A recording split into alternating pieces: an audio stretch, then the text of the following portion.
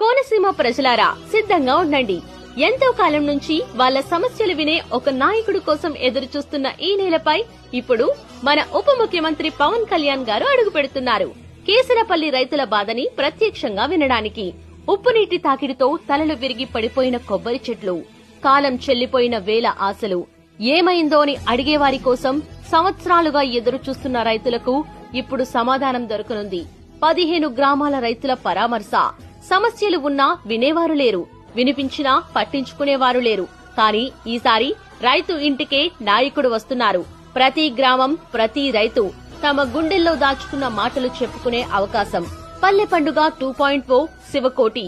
ఇది పండుగ కాదు, పల్లె పునర్నిర్మాణానికి ముందడుగు. 3.21 కోట్లతో 4.4 కిలోమీటర్లు తార్ రోడ్. గ్రామం మట్టివాట కాకుండా మార్గంగా మారే రోజు. 5 కోట్ల CSR తో ర్యాపిడ్ శాండ్ ఫిల్టర్. నీళ్లు అడిగిన ప్రజలకు నీళ్లు అందే రోజు. 7.54 కోట్ల NCT నిధులతో మంచినీటి ట్యాంకులు.